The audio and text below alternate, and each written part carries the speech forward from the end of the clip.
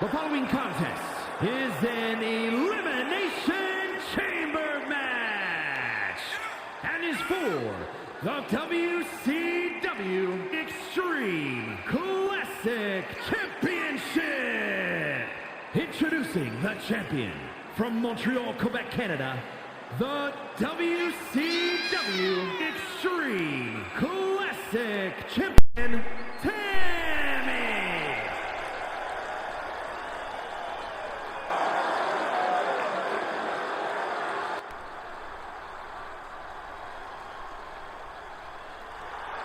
Test.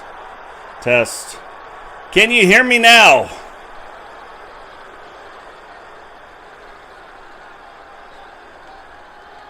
Can you hear me now?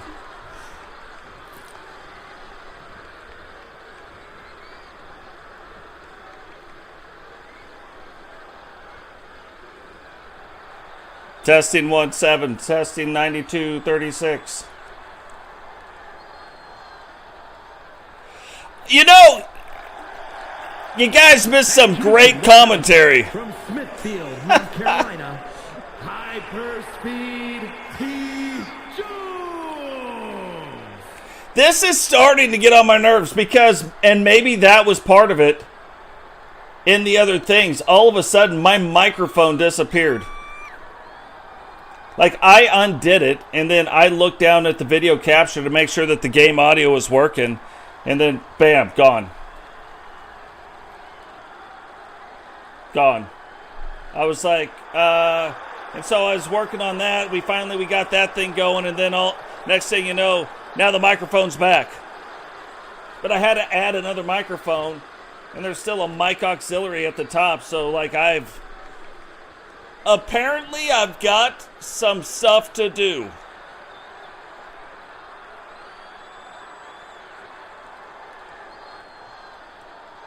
Yeah, I've even got the stuff. Like, I just got to get used to looking at it. You know what I mean? I got to look over and be like, oh yeah, we got the thing going on over there.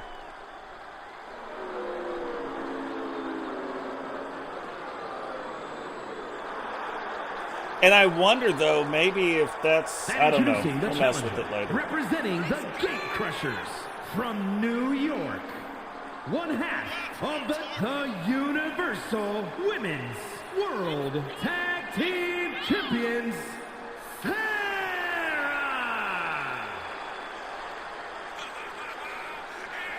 But Serra now making her way down to the ring. Like I was saying before I realized nobody could hear what I was saying, I welcomed everybody into the stream.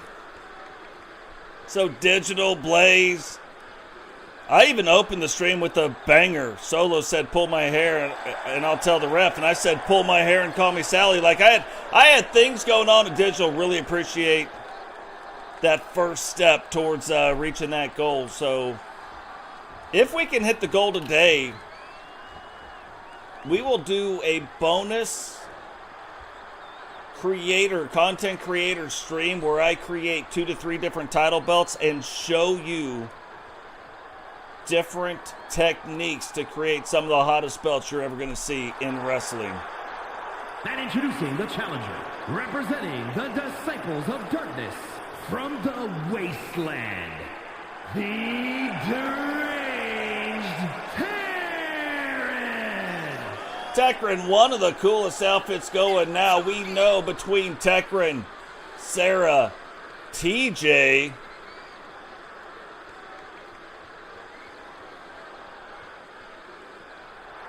and I believe Tammy. I don't know. I can't remember. And I can't see.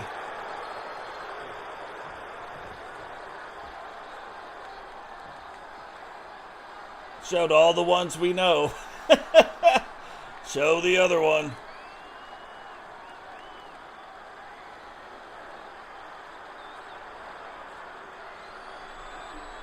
But they won't be starting the match tonight. But instead, introducing the challenger, representing the Outlaws from Virginia, Rebecca Dawn. But Rebecca, so it's either going to be Rebecca's going to be starting the match, but it's either going to be Vanessa or Tammy. Tammy, remember, the current champion right now, will be starting off this match. And remember, in the WCW Special Series title belts, the champions get no quarters. So we'll have to see who the next one coming down is. What's going on, Derek Folkowski? Welcome to the stream.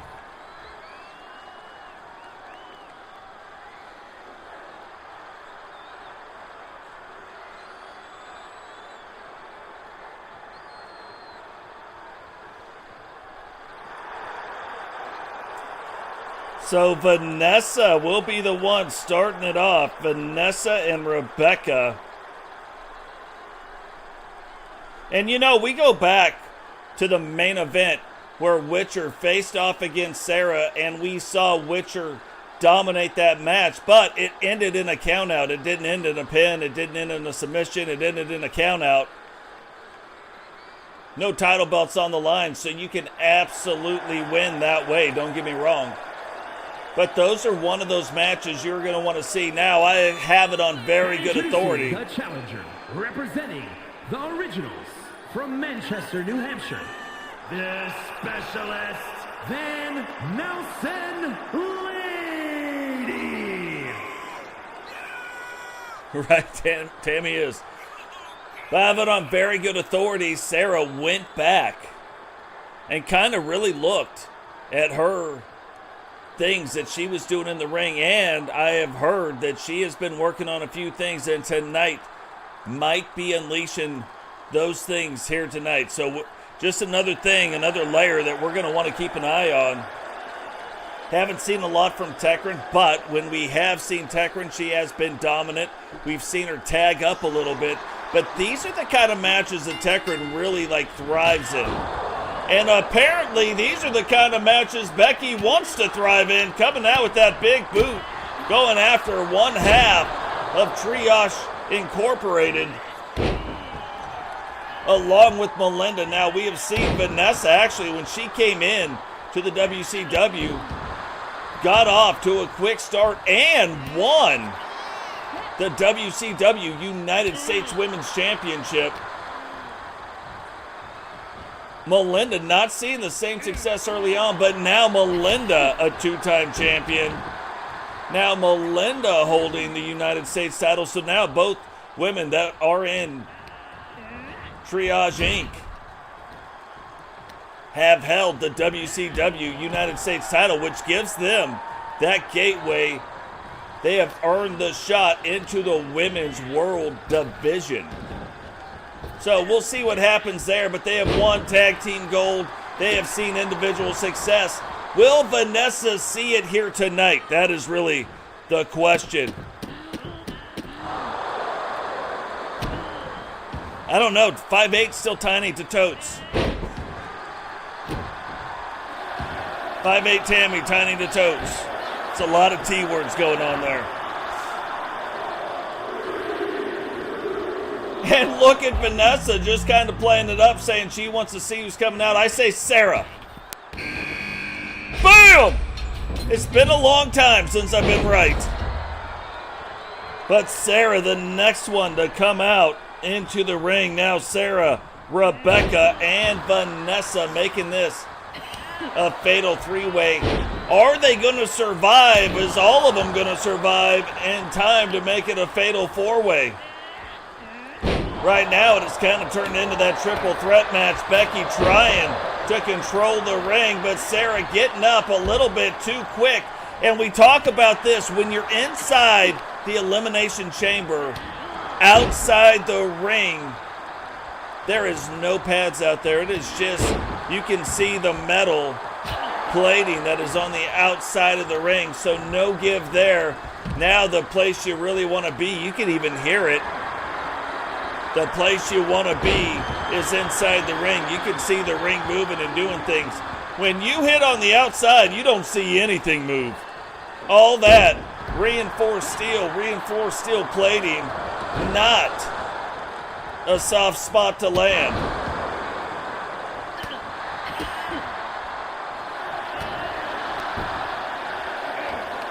Right. Oh, here we go. Let's say TJones.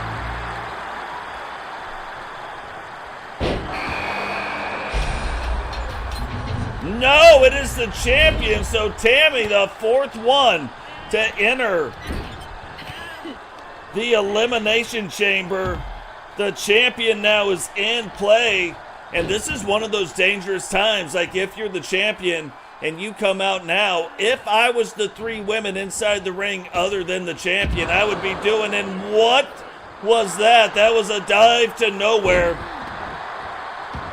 But I would absolutely be going after the champion, making sure that no matter what happens tonight, we have a new champ. That the champ would not be able to defend her title belt. Becky trying to do just that, too. And Tammy able to kick out in two. Vanessa and Serra, though, going after. It's like they know each other and they want those bragging rights. Becky again, too. What? Has been eliminated.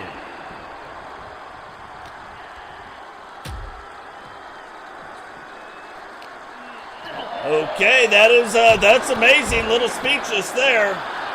Have not seen Tammy go out early, but this is a thing that kind of then makes you wonder, because we've seen this happen in the past. Tekryn. Wrong twice. Like, and that was a 50-50 shot, you know what I mean? But it goes back into one of those things where we have seen where sometimes the champion leaves early because he or she has different plans in life. So I gotta believe that is one of those things probably that just happened right there. Bigger and better things on the horizon for Tammy. Maybe trying to take this survival title and parlay that into something bigger. Now Vanessa going for the pin. And TJones down an awful long time on the outside of the ring. The freshest wrestler to come in. And already down. Yeah, see Temple. You got to be Tiny to Temple too. Tiny to Temple and Totes. Tiny Tammy to Temple and Totes. It's a lot of stuff going on. What is going on, Logan? Welcome to the stream.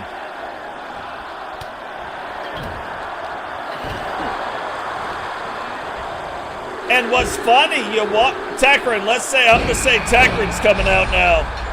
Oh, Tekryn comes out. And another absolute dive to nowhere. Tekryn seeing Serra coming, ducking under the ring and able to get in. Vanessa now working on coming in the ring again. But Serra on the outside of the ring, wanting to conduct the business out there, has Tekryn one-on-one. There's a triple threat going on inside the ring, and now Serra and Tekryn bring it back inside the ring. Guys, oh, that is her finisher. 1, 2, 3, and this is what I'm talking about. You can see Serra already wrestling and kind of on a prove-it style type mission, but Tekryn coming in, and then Tekryn immediately leaving right back out of the ring, and then there were 4. So no matter what happens tonight, we are going to have a brand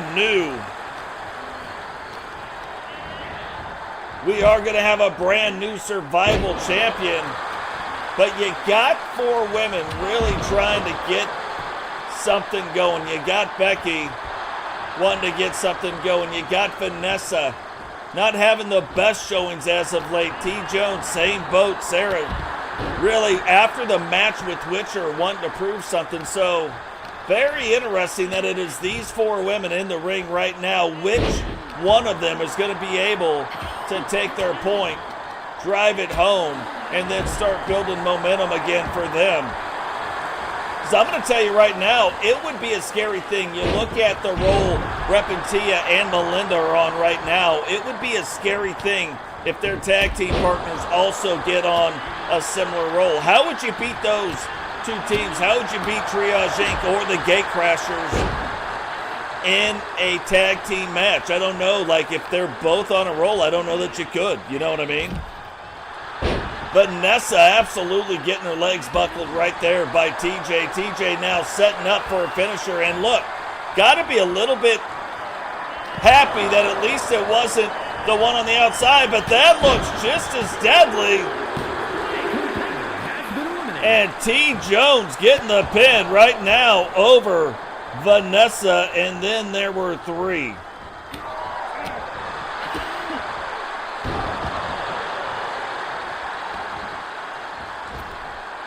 Becky trying to control the ring. TJ getting back up to her feet, and a big boot. Serra trying to get out of the way. Becky using the ring ropes to climb back up to her feet. And a big sidekick knocking Becky to the ground. Serra now getting back up. TJ don't know if she sees her coming and does not. Serra now picks her up. And a big brainbuster right down on the head of TJ.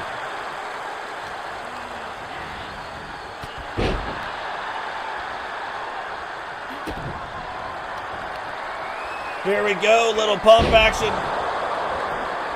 Hooks the leg, 2, 3, and now it is down to Becky and Serra. And again, you know, you look at this. TJ not really in a tag team anymore, but you look, speaking of hot wrestlers, obviously Ozzy, the current women's world champion, also hot. I mean, what would happen too? Becky gets on a roll. But not tonight. Serra ends up coming away. Here is your winner, and new WCW Extreme Classic Champion, but ends up coming away your WCW Special Series title belt, Survival Champion. And again, we talk about things that bode well or don't bode well. This is Serra. She becomes the very first two-time Survival Champion in WCW's history. So congratulations going out to her. Now, we have seen a brand new attitude from Blaise McCoy, and Blaise McCoy bringing on one of the greatest managers to ever walk the planet, Bobby the Brain Heenan. Now, we haven't seen Bobby get involved in any of the matches, but we have seen Blaise all of a sudden becoming laser focused on whatever plan they've got going on right now.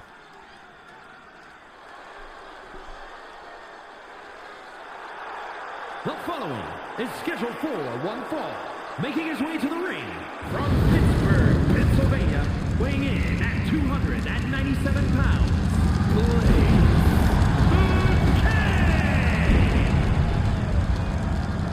Bobby the Brain Heenan better watch out. Gonna get that hair lit on fire. And that's one of the main dangers here in WCW is the pyro. So we've always got not one, but 2 local fire departments on standby just outside and a few stationed inside the arena to make sure we don't burn this place down. We want to burn it down in the ring, but we don't want the pyro to be burning down the building.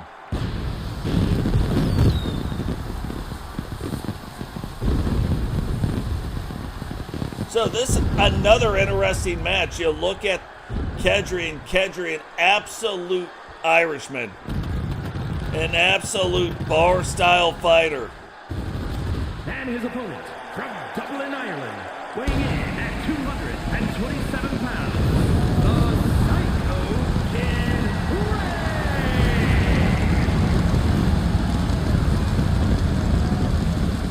That's hilarious. I watched something in the sink. Very strong. It's kind of an Italian mix of herbs and spices inside this jar. It's a little jar, but I washed it out, and now my cup smells like it. Thank God I love the smell of those spices, so that works. What is going on, Herbie? Welcome to the stream, brother.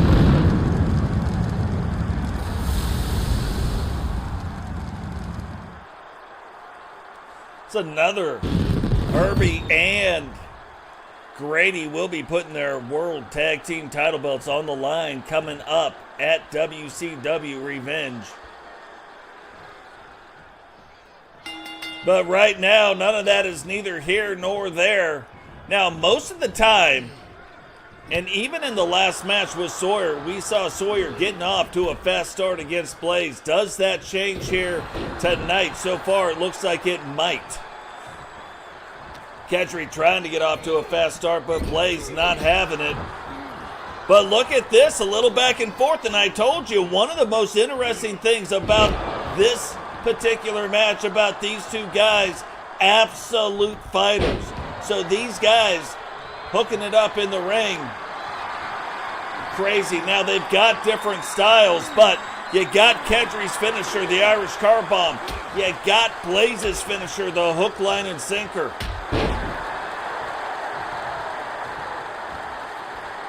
Who is going to come out on top? Kedri now getting them over in the corner, bringing them back out, goes up top, and then uses that top rope, a little top rope assisted clothesline, hooks the leg, but only getting a 1 count. Bobby Heenan taken, and just letting a few of the things come out right now, like maybe a sledgehammer. Don't know that you could even use it in the match, but Heenan maybe using it as a distraction. Kedri, though, doesn't seem to be distracted at all, letting the hands go. Blaise now rolling back up and pops back up like, what are you doing, buddy? And that is smart. You see Kedri right now going for the big guy's leg, trying. You can see he's got the knee braces on and going after that knee, maybe trying to weaken the base a little bit, and that is exactly what you want to do against some of the larger competitors that are out there.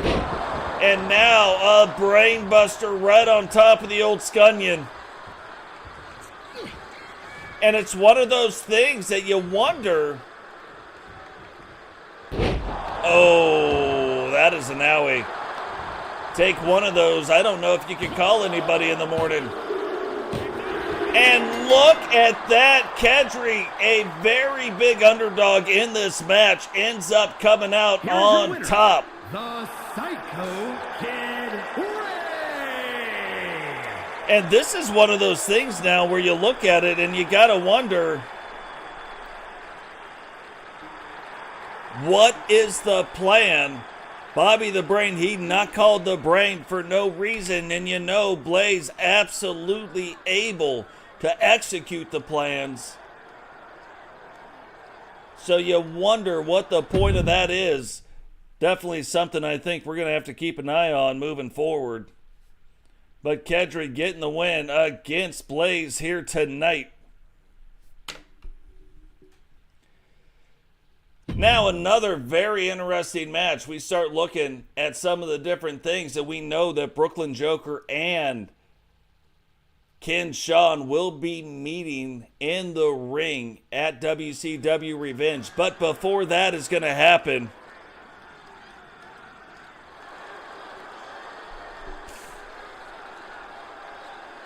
hashtag blame Bobby. I'm with you on that one. Fatal four-way Falls Count Anywhere match.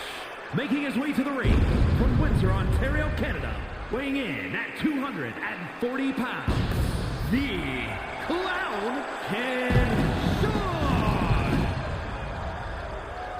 So Ken Shawn now making his way down to the ring, and we've talked about this every time we've seen him, but we wonder, before when you would see him, as matches would go on, sometimes that face paint would start to die away, but right now, you wonder, Was it tattooed on? Was there an accident? Was there something else that happened? Because now in the matches,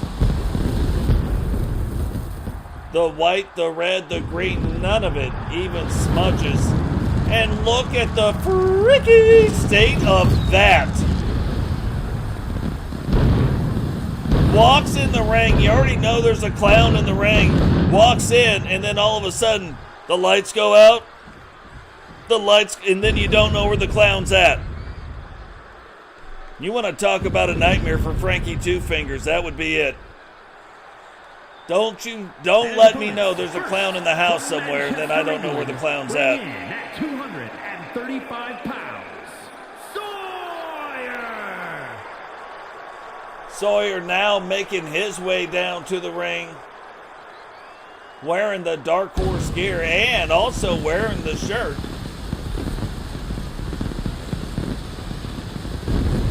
That says he doesn't trust himself either, so definitely got to see what is going on with that.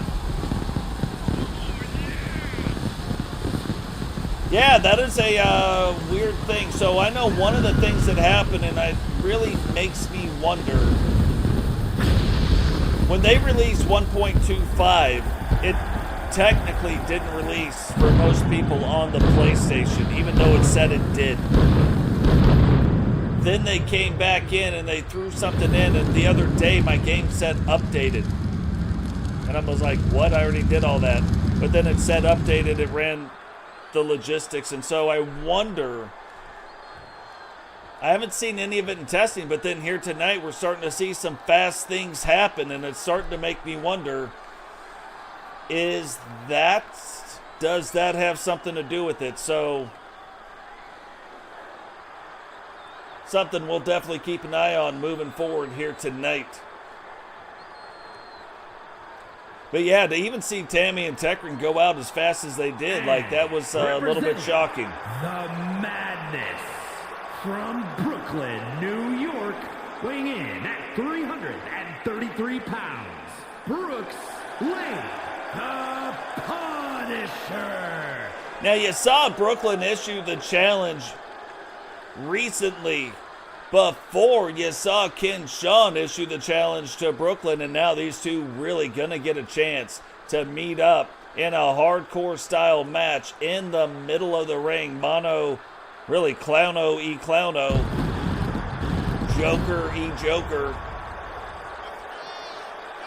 Come WCW Revenge. And what a better name to have than to have these two guys meet in something like that on a show called Revenge. It just makes sense.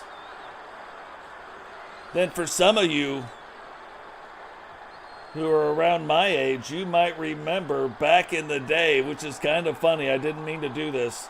After I made the arena, after I did the whole thing, I started laughing when I said it out loud. WCW Revenge used to be the name of an N64 video game. A great game, by the way.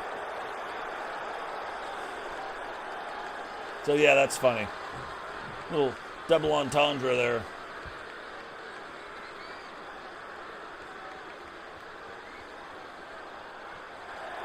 And representing the Ascension from Chicago, Illinois, weighing in at 319 pounds, the WCW Hardcore Champion and the WCW Underground Impact Champion, Bobby O.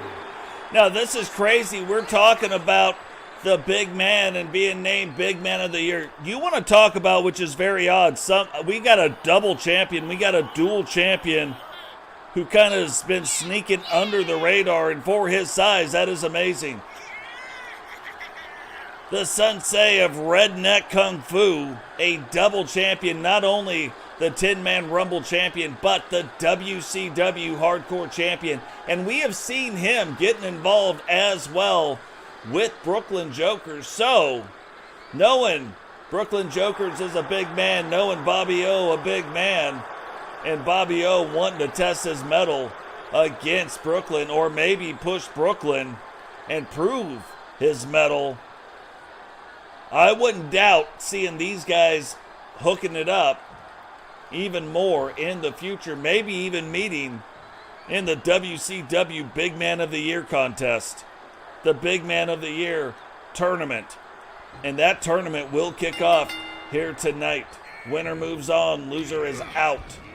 Now, not in this match, but later tonight we will see some implications from that match.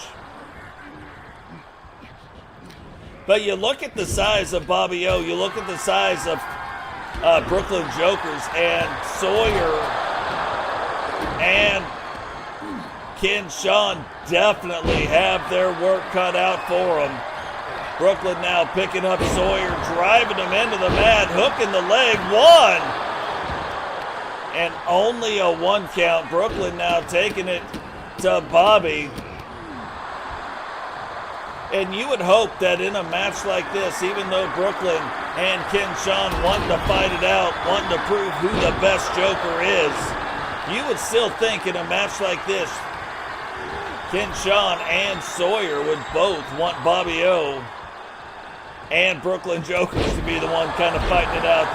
They'd kind of fight it out, and maybe at some point they can hang out long enough that either Brooklyn or Bobby eliminate the other one, and then they could double team the next big guy.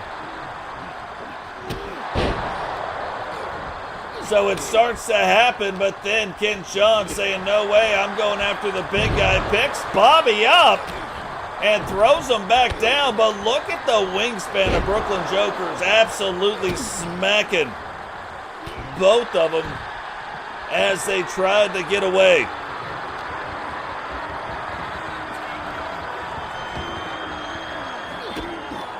And there we go, Ken Shawn using, Sawyer was talking about using the guitar, Ken Shawn using the trash can against Bobby on the outside, doing everything that he can to make sure he can come out on top. Now guys, while we got a minute, drop a like on the video, subscribe if you're new, turn on the bell notification so you don't miss any time we go live, share the video if you guys want to be a member.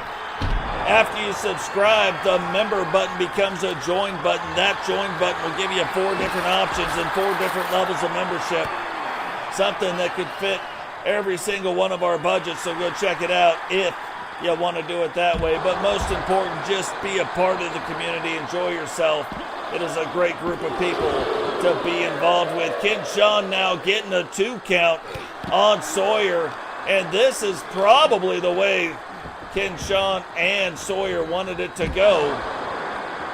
Both men now trying to get back in the ring, fight it out there while the 2 big guys on the outside of the ring do what they do.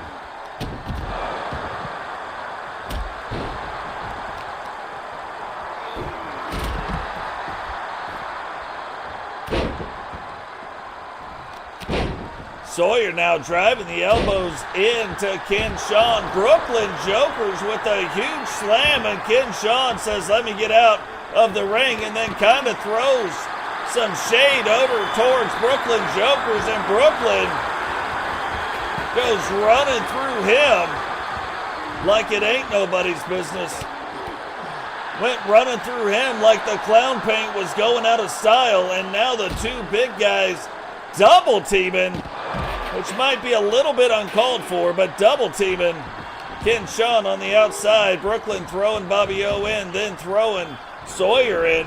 Sawyer sees what Bobby is trying to do, but Bobby backs up, gets Sawyer into the corner, while Brooklyn Jokers going after a stop sign, telling him, stop with the Joker. Impressions, there can be only one. Really should probably call it the Highlander match. Who is the best Joker? Can there only be one Joker, or maybe will Brooklyn bring Ken Shawn over to the dark side? I don't know about that, but he's bringing Bobby O over. 1, 2, 3, and hits Bobby O with the no laughing matter. Splits Bobby open and then pins him. So now the match setting up really the way Sawyer and Shawn would want it to set up, you would think. But will they come together to double team Brooklyn Jokers? That is the question too. And already getting a 2 count on Sawyer. Shawn trying to eliminate Sawyer right now. Is he going to tap? No, he does not, but it may be Shawn wanting to get a little one-on-one experience against Brooklyn Jokers right now. Brooklyn throwing Sawyer out. And Shawn taking advantage of that. We've got Sawyer's guitar sitting in the ring right now. Will that come into play? Shawn now attacking the ribs of Brooklyn.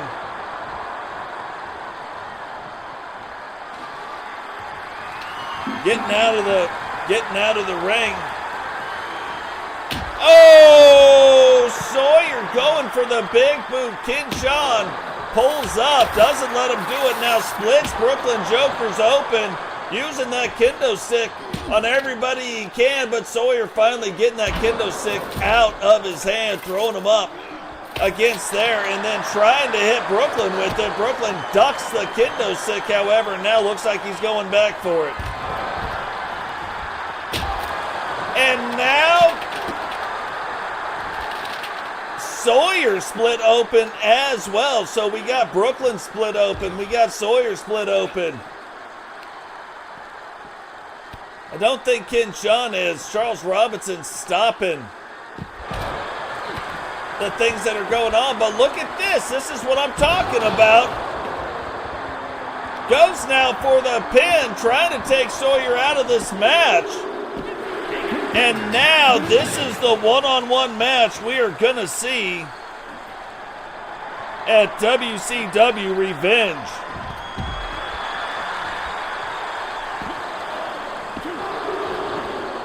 And a 2 count right now. Shawn on Brooklyn Jokers. So who's the better Joker? We're about to find out. Oh, uses that trash can again, and that trash can just mangled. But that is the second time Brooklyn gets up, though, able to turn it back around, kind of trying to get back in control of the match. But you can see the blood running down the right side of his face. Is that starting to impair his vision a little bit? Is he going to look to hit him with the no laughing matter quickly and try to end this match right now to make sure that he is ready for the pay-per-view event coming this weekend? And it looked like he was going to put him in it right there. Shawn able to reverse it back around, throwing him to the other end of the ring, but doesn't miss that. Hits that one. And Rosquetios looking like there might be a submission move coming. No.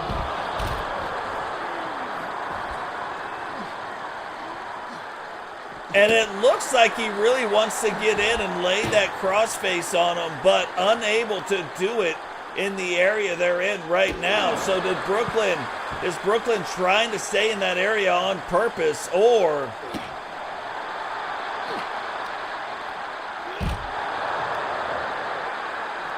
is this all the plan of Shawn? And Shawn doing a really good job keeping everybody in the arena guessing. You want to talk about what a Joker does, and that is exactly what a Joker does. Keeps everybody guessing. Brooklyn now finally able to get back up to his feet. What is going on? Wally, welcome to the stream. Witcher's sister, welcome to the stream. And uh-oh, that might just be it right there. That huge power bomb. And you look at how the size he came from, and he tries it again and misses again.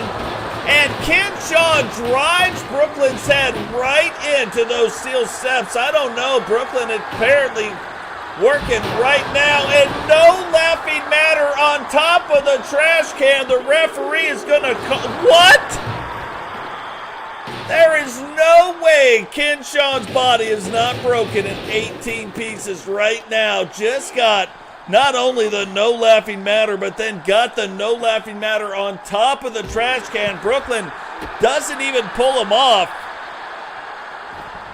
And the next thing you know, pinning him on top of the trash can, and he is able to come away regardless. And kick out of that. So you want to talk about what should be an amazing match here at WCW Revenge. These two guys right now putting on a banger, leaving blood all over the place.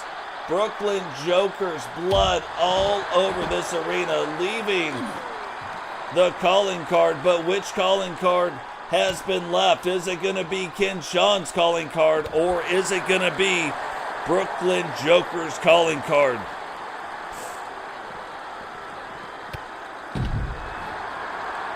Hey, I tell people, like, you hit that like button like you mean it. You know what I mean? If you don't like it, hit the dislike button 2 times. Like, really show me that you don't like it. Hit it once, then hit it again. That'll teach totes, you know what I mean?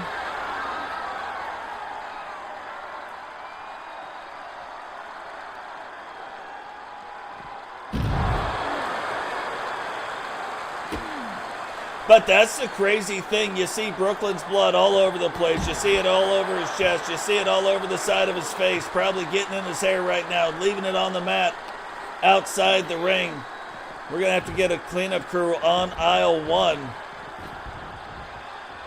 Now leaving it inside the ring. Like, really not messing around. Can he hit it again, though? Can he find a way to hit Ken Shawn again with the no laughing matter? Or will Ken Shawn keep going?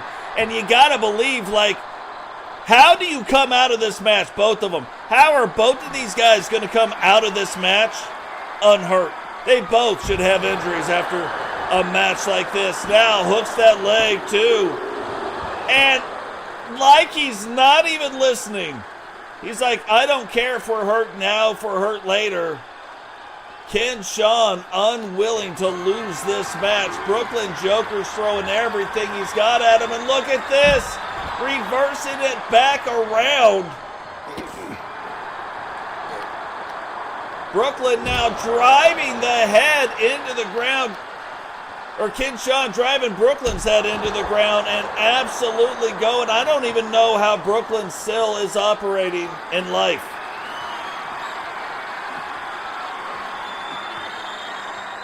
And it looks like a big roast SpaghettiOs is incoming right here.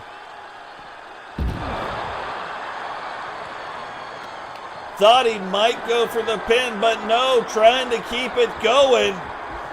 Big slam, and that has got to be it, even though that's not. But look, Brooklyn not having it either. Now taking him, throwing him right past, going after the steel steps, and really looking like he's wanting to put an exclamation point on this match like one hasn't been given already.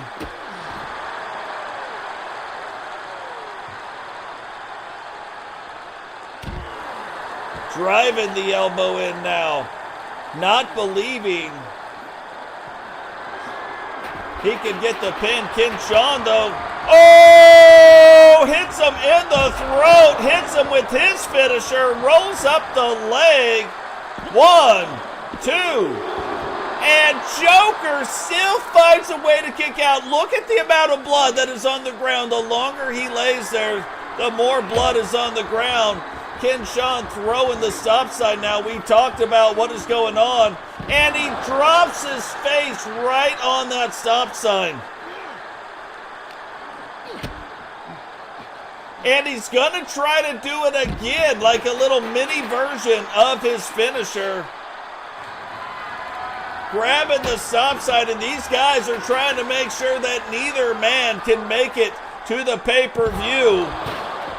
And they might be doing a good job. Maybe these two won't be at the next pay-per-view. Maybe they won't be able to fight at the next pay-per-view. Maybe it's being settled right now in this match. And Shawn throwing everything he's got at Joker.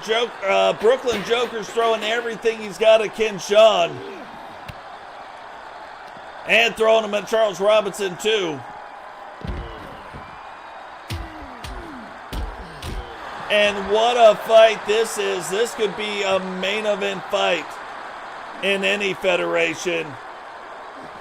But here in WCW, we simply call it match 3.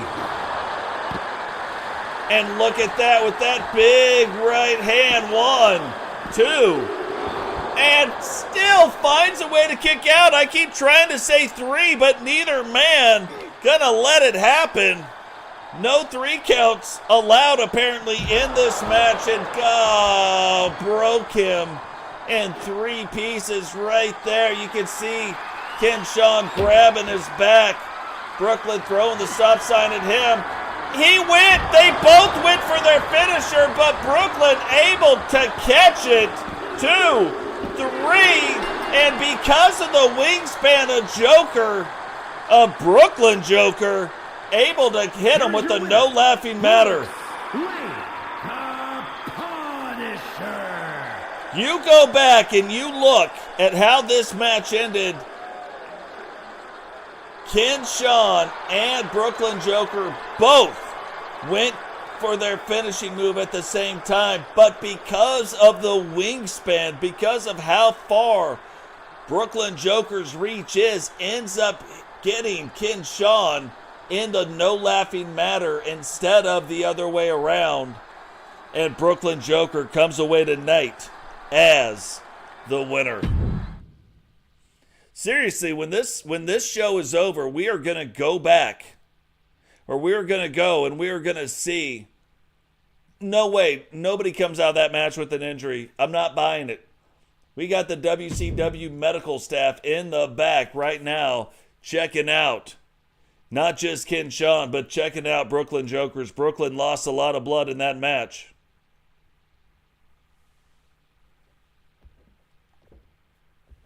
But lost a lot of blood in that match. And now both wanting to prove who's the better Joker. And is for the Universal $1 Million Championship.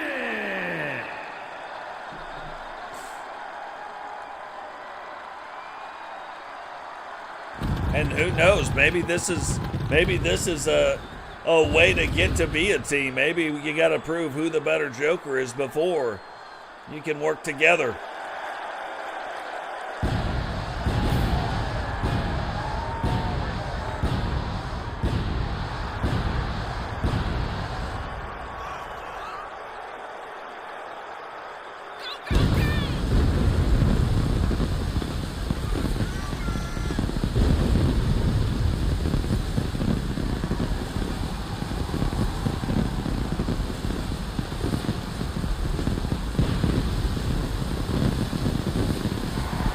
What's super interesting, though, Shawn's character, Shawn seems to want to walk his own path. Like, you can see the storyline play out in the ring, where Shawn absolutely could have hooked up and double teamed, but that isn't the way he wants it to go. He wants to be the one. And you can see how it played out in the ring. There's multiple times he could have went one way and chose to go another. But on a lot of nights, this could be a main event. And you're going to hear that theme throughout all of Nitro. So WCW Revenge absolutely going to be on another level with the amount of matches and types of matches that there are going to be. But you look at this. We go back, we see Digital Dogs go after the world title. He loses, then goes after the $1 Million title right before the pay-per-view. He wasn't even going to be booked in the pay-per-view. Ends up winning the $1 Million title and then parlays that, puts his title belt on the line to get a shot again at the WCW World Championship. And ends up knocking Jay Savage and Bret Hart out of the main event. Now tonight, Jay Savage ends up losing at Starrcade to Bret Hart, but tonight, maybe exacting a little bit of revenge. The people that took the main event, Jay Savage now getting a shot at Sentinel and the $1 Million Championship.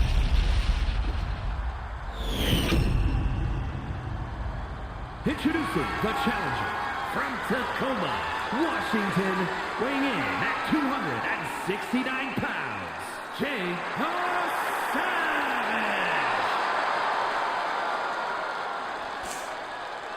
And his opponent from Virginia, weighing in at 308 pounds, the Universal $1 Million Champion and the WCW World Heavyweight Champion, Sinister Crown. And it's funny, you look at Sentinel able to win that title belt, but won it because he was defending the WCW World title belt. So it was like he did his thing, he took it from the NWO, but really focused not so much on this title belt, but really focused on another title belt.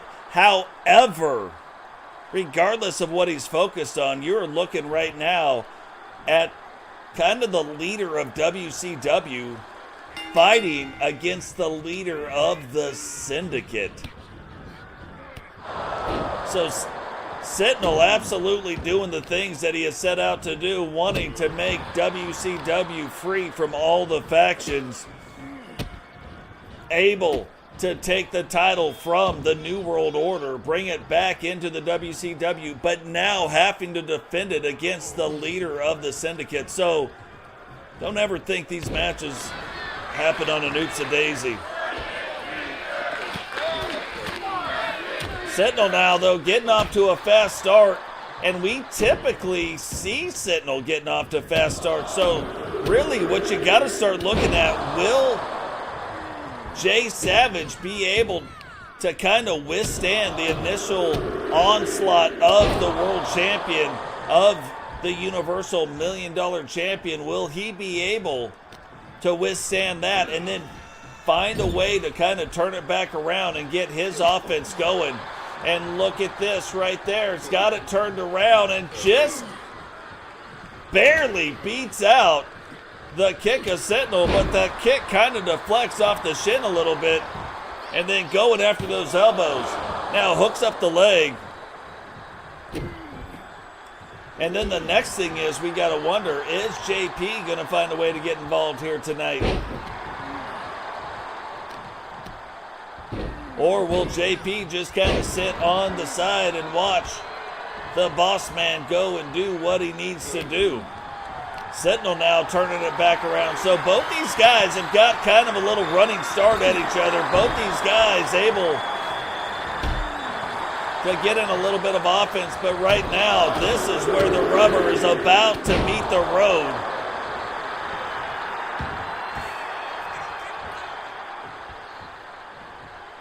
And you got to think maybe the longer this match goes, the more in favor of Jay Savage it would be. The faster the match goes, and this is with any of the big guys, right? The faster the match, it's got to kind of be a benefit to the bigger wrestlers. So 1, 2, and Jay Savage able to kick out in 2. Didn't even think we were going to get the 2 count, but saw the 2 count coming right there. And I think Jay Savage realizing the power that Sentinel has. You know, it's one of those things where it may not be that evident the moves are happening, but then when you're feeling them in the ring, it really starts becoming a thing. Jay Savage now Hurricane Rana on to Sentinel, and now trying to get a little bit of that momentum going, and here it is, Tripletta, the triple butterfly finishing move made famous by Jay Savage. Is that going to be it for Sentinel? Goes, turns him over, hooks the leg. 1, 2. And Sentinel able to find a way to kick out in 2, but you got to believe this. If Sentinel was ahead before, this match just got tied up really quick. Jay Savage knocking Sentinel down, but Sentinel back to his feet and tries to whip Jay Savage back in the ring. Savage not having it. Sentinel still trying to have it. Still wanting to get Jay Savage back in the ring, but Savage able to get quickly back up to his feet, and now looks like he's waiting on Sentinel. Waits for him to go around the corner, stops his move, and then right back on top of it. Savage knowing the power now of Sentinel, knowing that he needs to use the outside of this ring to his advantage. Make the outside of the ring the great equalizer, but while you can win the match on the outside of the ring, the belt will not change hands on a countout. So you don't want to win the match and lose the war. Referee's count already up to 8. Will Jay Savage reset the count? It doesn't look like he's going to do it. Sentinel tried to get back in and then realizing maybe he shouldn't. So Jay Savage comes away the winner, but Sentinel retains the title.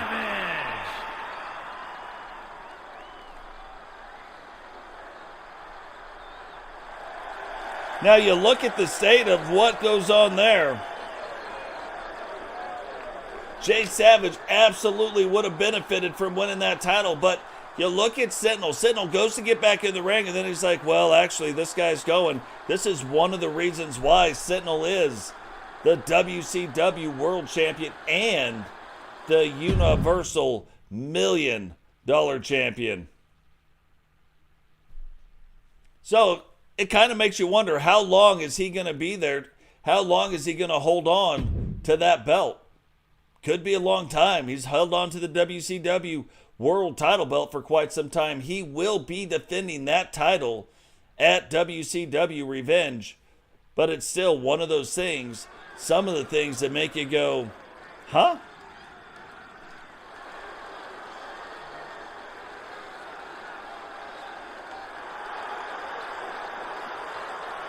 The following contest is scheduled for one fall. Making his way to the ring, representing the Four Horsemen from Birmingham, Alabama, weighing in at 240 pounds, the Eagle Starman. Eagle Star now making his way down to the ring.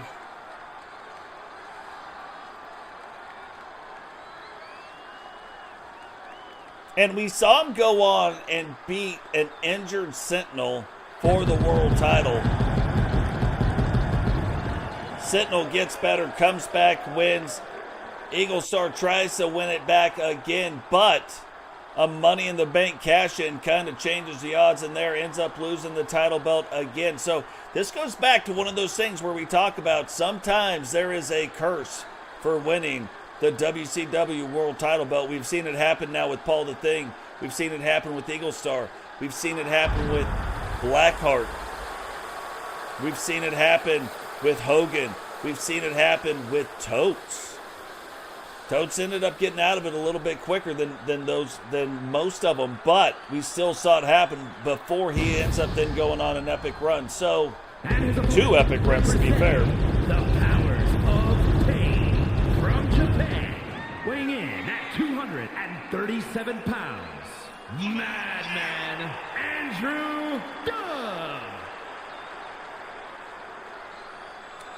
I normally would say a tables match, but here's the thing with the tables match. You can get lucky and win that. You can win it with skill, don't get me wrong, but you can also get lucky and win that. So if we were really going to have if it was for a hardcore title, I mean, I'm probably very in on that, but I think we're going to have a hardcore style match, no holds barred type of a thing. Especially after seeing that match, seeing what the two of them did in that match. Absolutely phenomenal. So far, I would have to say that has got to be the match of the night. Will that change, though? We'll definitely have to wait and see how the rest of the show goes.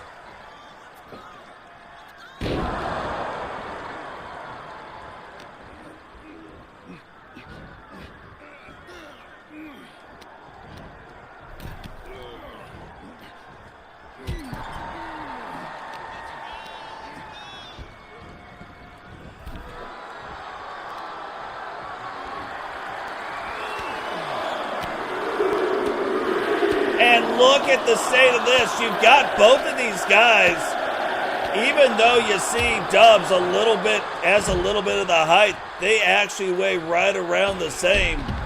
And so it's interesting. You would think, though, that Andrew Dubs would have the more powerful style, and Eagle Star would have like the speed, but it is absolutely opposite of that. Dubs, more of the speed guy. Eagle Star, you can see what he's doing in the gym. More of the power style, and now throwing them back into there.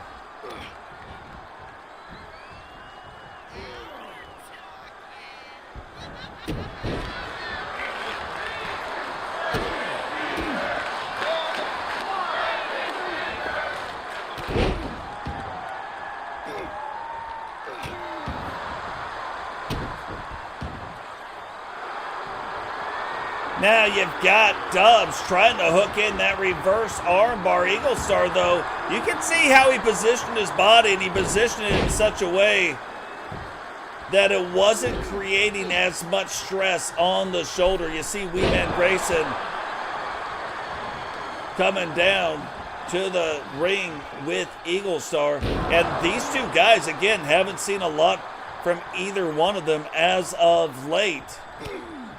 But getting to see Eagle wrestle here tonight.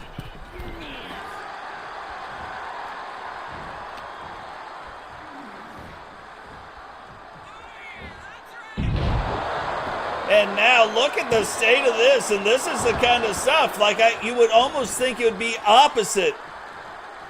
Like they would be doing things opposite, but that is what makes it so very interesting. Eagle Star able to get up, looking like he was going to try to collect the bounty right there. Instead, falling powerbomb goes over, and not even a 1 count. That has got to be highly, highly discouraging if you're Eagle Star. You look at the state of what you just did. You hit him with the power bomb. You hit him with the power this. You hit him on the outside of the ring. You popped him in the mouth over here. Next thing you know, you go for a pin deep into a match and not even getting a count. Not a 1 count, not a any count. So definitely something. And already getting a 2 count. And you wonder, did that 2 count come not from the moves, not from a lack of stamina, but maybe from the shock that he probably is still in, that he didn't even get a 1 count on Dubs. Eagle, though, needing to kind of gather himself quickly and get going. Starting to move very slow, though. And Dubs absolutely delivering move after move right now. Eagle finally looking like he's starting to come back too. And oh, that was a haymaker if I have ever seen one. Eagle Star here trying to slow things down a little bit. Picks Dubs up. Dubs getting it turned back around, however, and now trying to bring him over into the corner. And here we go. This might be it. Dubs jumping down, and wowzers, look at that. Buckling the knees of Eagle Star. 3, and Dubs comes away the winner. Here is your winner, Madman Andrew Dubs. Dubs, 1/2 of the Samurai, getting the win here tonight. Really starting to gain some momentum. Started to gain some of the momentum in some of the dark matches, which has been very interesting. And then being able to bring it onto TV here tonight and show you he has been on kind of a roll, to be fair.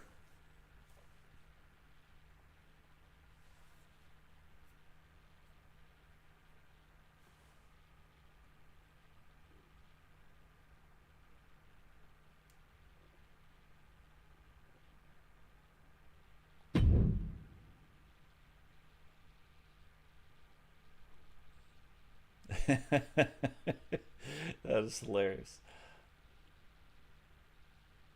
So right now, 10-woman tag team or 10-woman Rumble title on the line. WCW Special Series title belt. Victoria Van Diver, the current champion. Angela Starr, Heather D. Phoenix, Sid B. Susie Lee, Anita T. Judge Julie Justice, Serra. I can't change it now. Somehow Serra's in this match, was not supposed to be. But Serra in the match as well, so becoming the second wrestler ever. Royal Rumble match. Now, the two superstars that drew number 1 and number 2 will start in the ring at the same time. Other superstars will join in the order that they drew. This will continue until all 10 superstars have entered the ring. Eliminations will occur when you are thrown over the top rope with both feet landing on the floor. The last superstar in the ring will be declared the Royal Rumble winner. It's kind of funny, but it makes you wonder. You look at what happened in the main event with Witcher. We said this when she was in the match before, but you look at what happened in the main event with Witcher. And it's almost like Eric Bischoff now is saying, no, you're going to go out and prove yourself. It shouldn't have gone down that way in a main event. So she comes out in match number 1. Now we're in match 6. But in match number 1, Serra comes out in a very, very hard-fought battle. The third one to enter the ring into the survival title match. And comes away winning the survival title, pinning Becky, pinning Tekryn. And now going to be in a 10-women Royal Rumble match. First, representing the Wolfpack from the other side of darkness, Sorceress Storm Steel. I mean, you want to talk about what? But again, we don't run the show. Eric Bischoff backstage booking the matches, doing the things. Did Serra request this? Did Serra say, look, I got something to prove here tonight. I got something to prove. My tag partner repping T on another level, and then I went out and laid an egg. And look, we all have those nights where we lay an egg, but tonight, absolutely not laying any eggs. Already winning 1 title belt, and now a second WCW Special Series title belt on the line right now. And Serra has the chance to make history. Introducing the individual who drew number 2, representing the Order from the 5th Dimension, You remember all the way back in episode 1 of this season, season 6, Heather got double booked as well for the light heavyweight title, which she won, and the United States title, in which she won. So she won 2 major WCW title belts in one night. Even though those title belts are higher up on the pecking order, we know, you know it and I know it, these WCW Special Series title belts are not easy to win. If you could find a way somehow, if Serra somehow finds a way tonight to win 2 WCW, a 6-woman Elimination Chamber match, and then a 10-woman Royal Rumble match, ends up finding a way to win both those belts here tonight, what? But regardless of how it's going to go or how it's not going to go, the Sorceress right now, a member of the Wolfpack, getting to face off against the Order of the Phoenix, a group named after her. Maybe she's the leader, maybe she is not, we don't know, but she has been named, or the group was named after her. And now both of them going, and what? Almost a quick elimination right there, but the Sorceress proven to you maybe she's got a little magic of her own underneath one of those boots right there.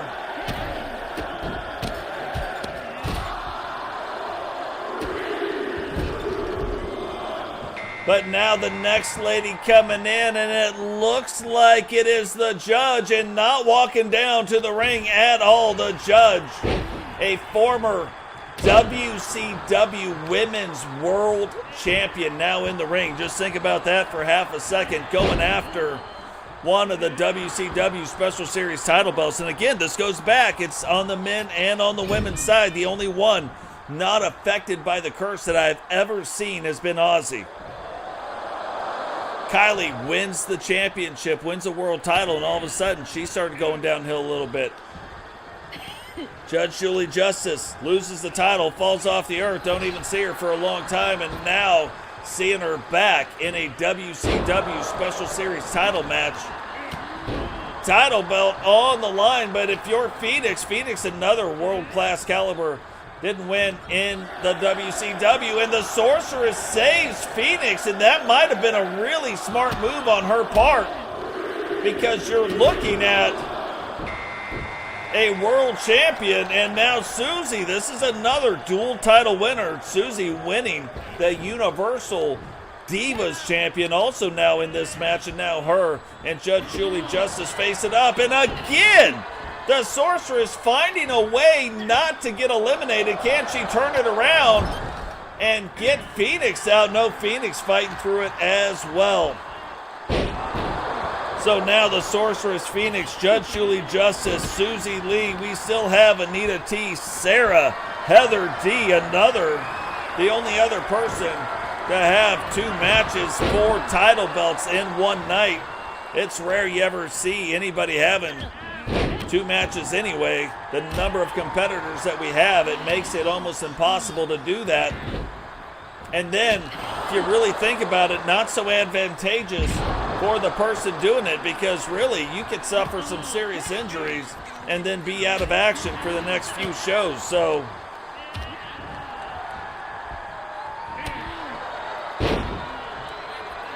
getting 2 title matches, not always the best thing that could happen.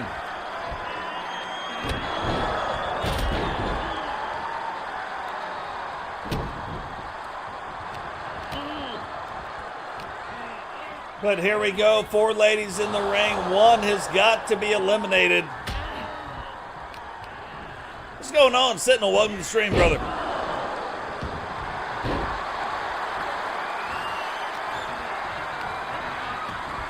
And Ken Shawn says he doesn't want to fight the Joker, but fighting the Joker is exactly what's going to happen.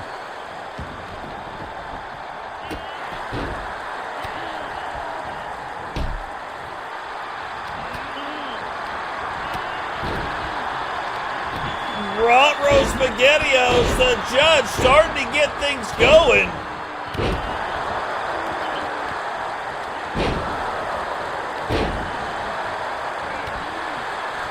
Now, I could get that Ken Shawn maybe would be a reluctant participant in that match, but participate he still will, and look at that! Phoenix eliminates the judge, and then right after that, the Sorceress goes on and eliminates Susie Lee.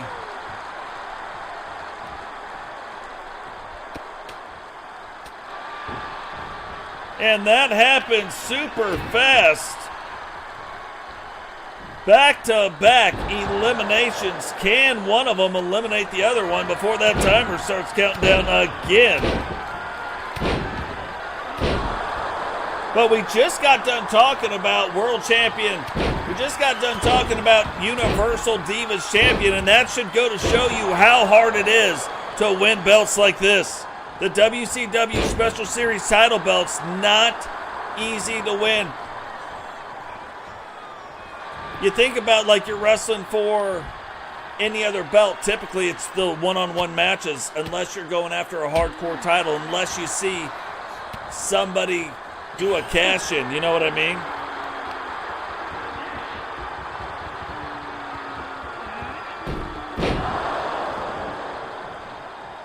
But you see that stuff going on, and then even though Phoenix still a world like caliber class wrestler. The Sorceress really not getting going. She got going a little bit in the tag team division, but we haven't seen a lot from her. It's almost like she came on really to support Witcher in Witcher's time of need. You remember Kelly Kidman turned on Witcher, and then the Sorceress showed up.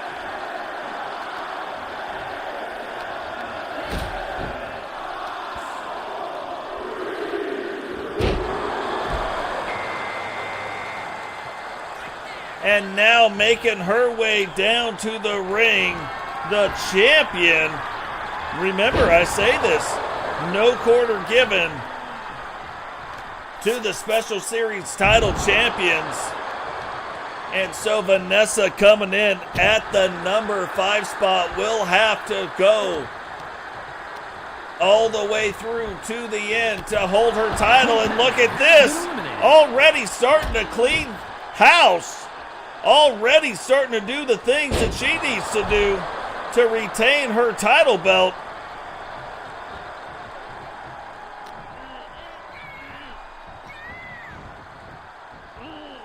And eliminating Phoenix right away. Trying to eliminate the Sorceress, but once again unable to do so.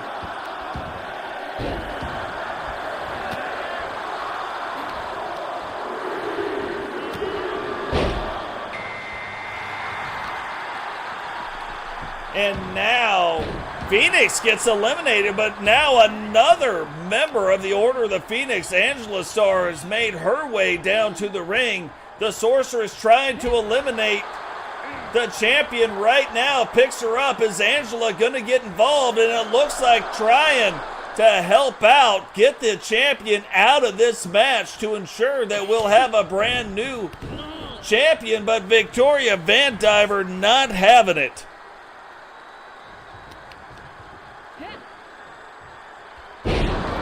And the double team onto the champion. Now you know that's not going to last forever, and already not lasting.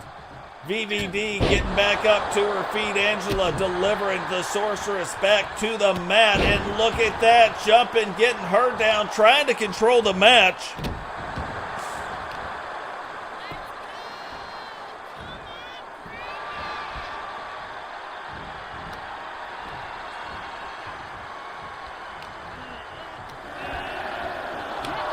And the next competitor, look at that, almost delivering the thing, having it just off a little bit, but the Sorceress finds a way to eliminate the champion. So no matter what happens now, we will have a brand new women's 10-person Rumble champion. And look, Serra hasn't even made it into the match yet. All random stuff, but not making it in so far. Heather D, the leader of the women's faction, the NWO, gets in and immediately puts the H-bomb on the Sorceress. Now why that won't get you eliminated? Angela Starr sits back waiting, but Heather trying to take things maybe to another level, maybe trying to win the championship for herself and get things rolling for the NWO Order of the Phoenix. Angela Starr trying to make sure that doesn't happen. A member of the Wolfpack, the Sorceress, trying to make sure that doesn't happen.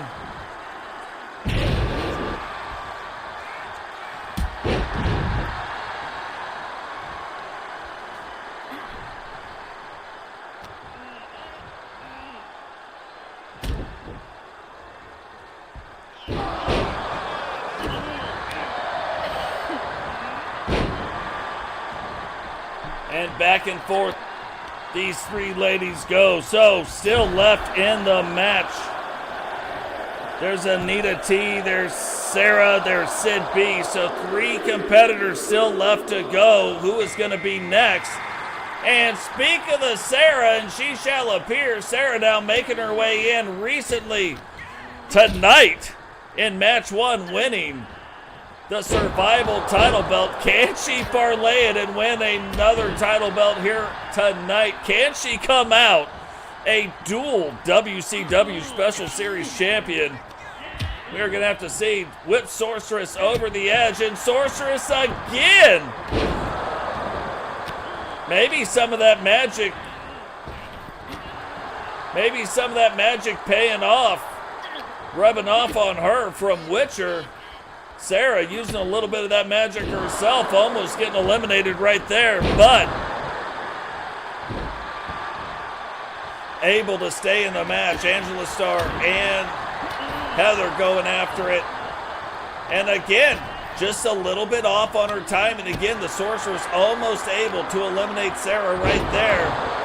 But Serra able to get back in the ring yet again. Heather staying on top of Angela Starr, and the Sorceress again going for the elimination and getting her own medicine put on her. And now the leader of the NWO switching around.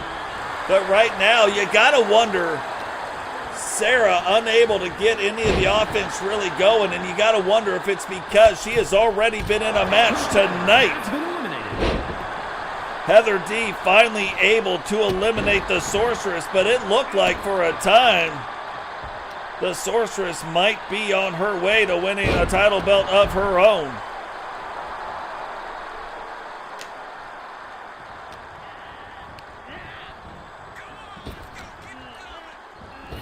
Serra now using that opportunity after Heather getting whipped into the ropes. Now Serra trying to control the ring. Heather getting that part of it turned around. Angela Starr, you can see, kind of waiting back. Serra whipped back into the corner, and now Angela taking Heather into the corner as well. Is she going to try to use this to get her out?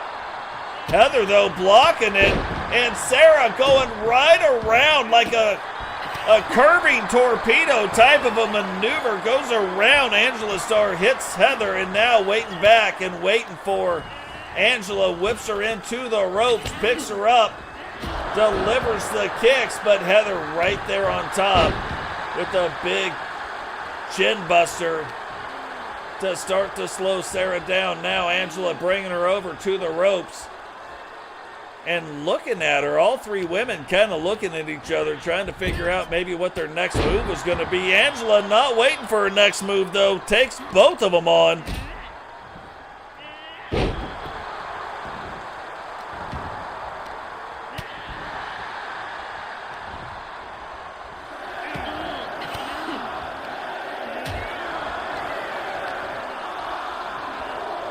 And the next woman getting ready to come in. Heather, though, trying to eliminate Angela. And it is the Destroyer, Anita T, making her way down to the ring.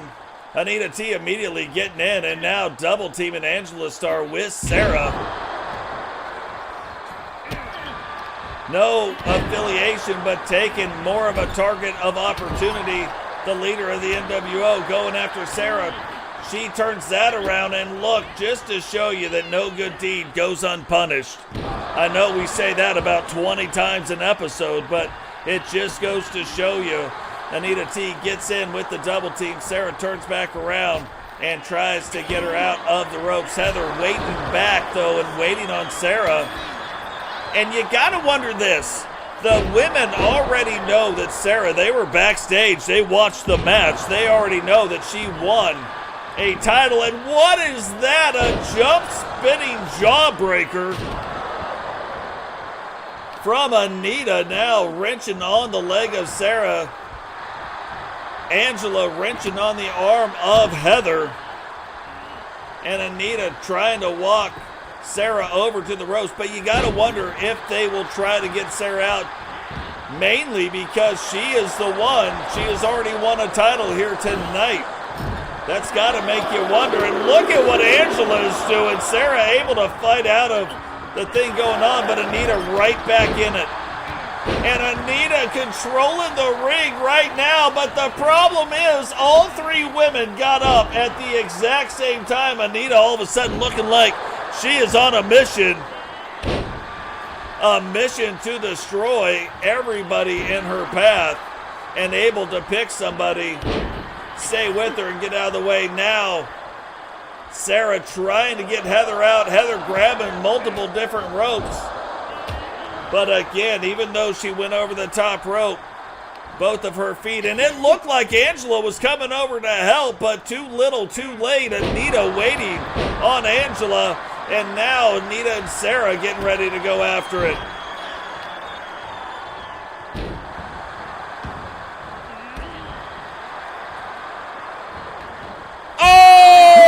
Look at that classic NWO move right there. Heather D using the momentum of Angela against her, ducking down, pulling the rope, and Angela goes up over the top and is eliminated. So it's not like we don't know who the next competitor to enter this ring is going to be. It will be Sid B. Serra fighting Heather off right now, but look at this! Double T move incoming in Rot-Row SpaghettiOs. Can the Destroyer and the leader of the NWO eliminate Serra? Now pushing her on that bottom rope, and they may have just sent it, and they did. A competitor has been eliminated. Heather D and Anita, dual elimination of Serra. So Serra will not win 2 title belts here tonight, but she did have a very successful night. A competitor has been eliminated. And Anita becomes the last competitor with Sid B. They will be facing each other right now. The winner will be the brand new 10-woman Rumble champion. So here it comes. I'm a little disappointed that Sid B didn't be one of the first 2 competitors, because you gotta love her entrance. The Freaky Tree in full effect, and the Destroyer now going after one another. You wondered, because they came in around the same time, would they end up becoming tag team partners? And maybe they do, but not today. Right now, the other woman is in the way of them winning a title belt here in the WCW. Which one is going to come out on top here tonight? Which one is going to be rattling the bedazzled jawbone in the ring tonight? Anita, you can see, played it up to the crowd just a little bit, and that was all Serra. That was all Sid B needed to get into the crack, but the Destroyer able to turn it around, puts her finisher on Sid B. Now will she try to throw her over the ropes? Whips her now, throws her up over the ropes, and we have a brand new WCW Special Series Women's 10 Rumble Champion. Here's your winner, the Destroyer, Antista T.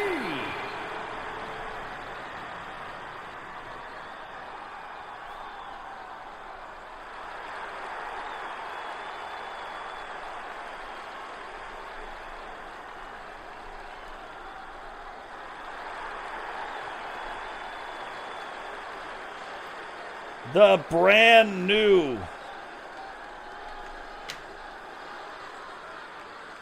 10 Rumble Women's Champion.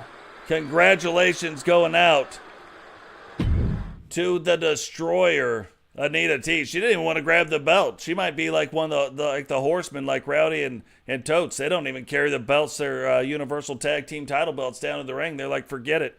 Referee, you carry them down. We got bigger and better things to do. So absolutely crazy, grabbing the chair, letting you know where her head's at, but she is the brand new 10 Women's Rumble Champion. Now, in a very interesting match, and we talked about it a little bit, where, you know, Rated R2K wrestles like a horseman, but tonight, facing off against his former tag team partner with the United States Championship title belt on the line, it seems like the Horseman knew that Jahki would be bringing people down to the ring, so just making sure that everything stays on the up and up. Rowdy and Totes will escort Rated R2K down to the ring tonight. The WCW United States Championship.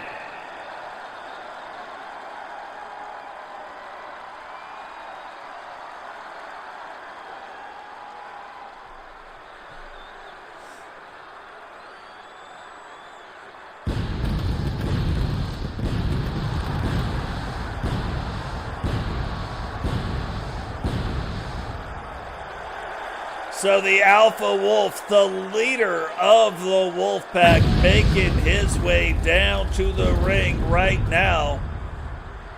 Now, we have seen the Wolf Pack in action quite a bit, but not the leader. So Jahki here tonight, feeling like he is ready to go, feeling like he is recovered from whatever he was waiting back on, feeling like maybe the training is done, and now will step in the ring with his former tag team partner. So you want to talk about if you knew or you didn't know the other wrestler, you got to know that tag team partners know what the other one is going to do, understand the movesets and capabilities. They watch them do them night in and night out. So this is a huge match. Now, while there may not be a lot of bad blood on the line, you better believe Jahki wants to win the United States title belt and take it off the hands of his tag team or former tag team partner.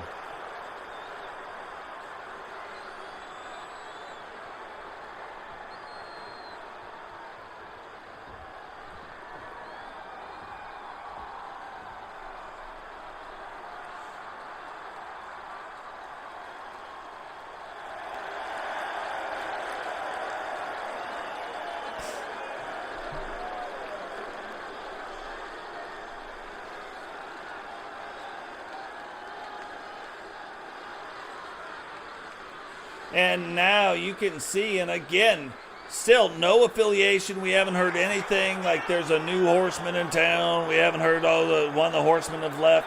It just looks like the horsemen taking an interest more so in what the Wolfpack is doing and wanting to make sure that the playing field is evened here tonight. No, R2K is not a horseman. There's been talk about it. There's been talk, oh, he'd make a good horseman. Oh, he'd do this, he'd do that. But he is not a horseman. It just looks like the horsemen are taking an interest in this match right now. So they, Rowdy and Totes McGoats, not having a match here tonight, decided to show up and escort R2K down to the ring. Introducing the challenger from Baltimore, Maryland, weighing in at 215 pounds, Jahki the Predator.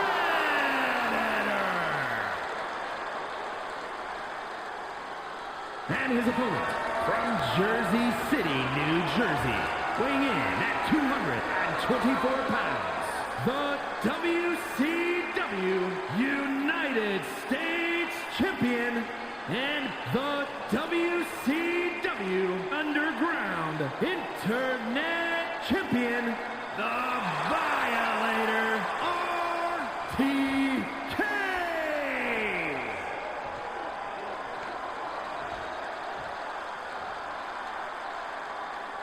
Yeah, big business indeed. And look, at the end of the day, this is another one of those matches. Yeah, title belt is on the line, but this is like another one of those matches that you want to see. You want to see them whether they're in the SSU. You want to see them in the WCW. You want to see these guys put on the matches. You want to see these guys in the ring together, and that is what we are going to see here tonight.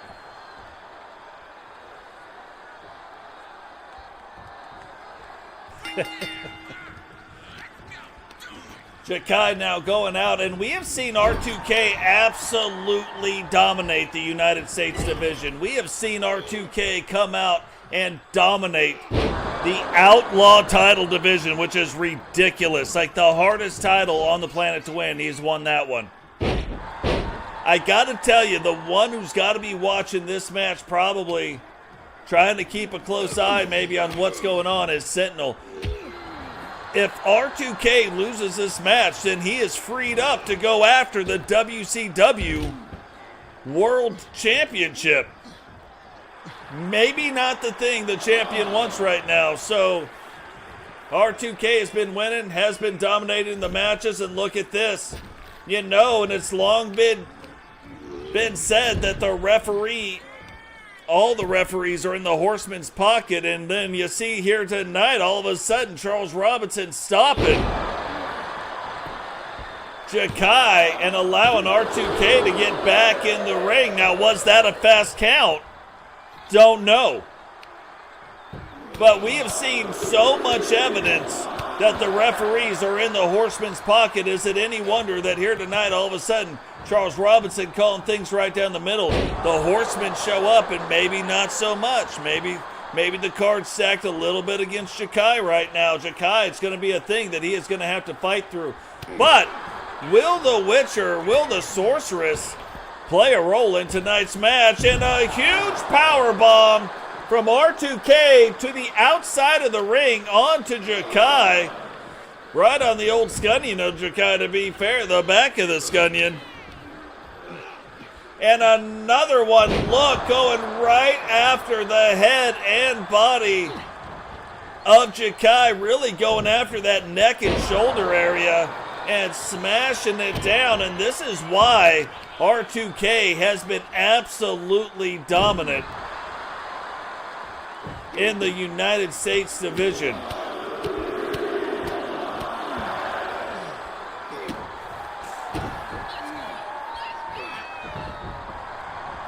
And look right there, right where R2K thinks things are going. And 2 in a row. Now, you know Jahki's got the cutters. You know those things come out of nowhere. But right there, able to put 2 spears and get right back in this match, looking like things weren't going so well. And now grabs them, driving them right back in to the ring. Could this be setting up the cutters from Jahki? And now Jahki going after the head of R2K. R2K working to get back to his feet. Hooks the leg, 1, 2. And look, was that a slow count maybe?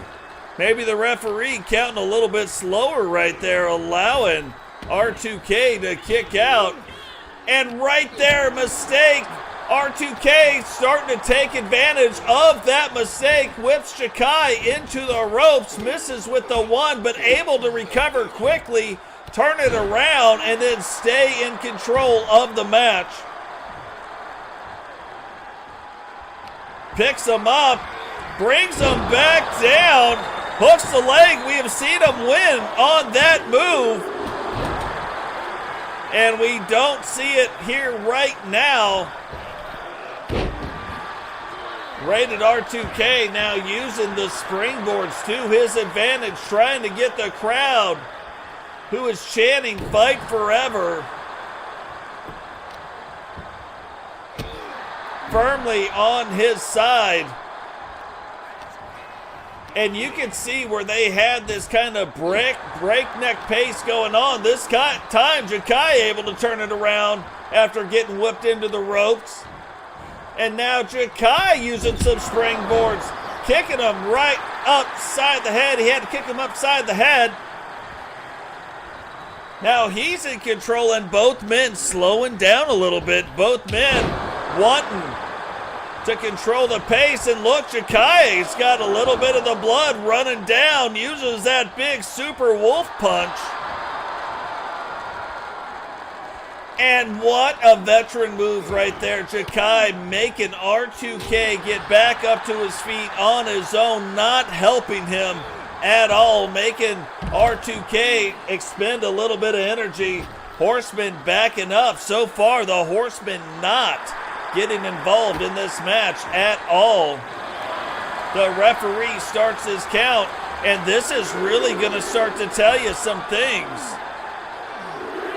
Jahki could tap out here 95 times. It won't stop the match on the outside of the ring.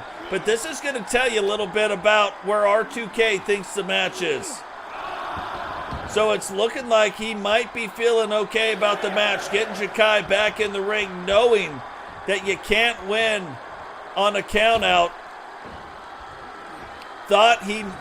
or the title won't change hands on the countout. Thought he might have tried to go for the countout, but instead throws him back in the ring, wants to win it in the ring. And Jahki now, after that little bit of a break, getting a little bit of a breather on the ground, right back after R2K, and this so far. And we talked about the cutter. There it is. Do we have a new champion? 1, 2.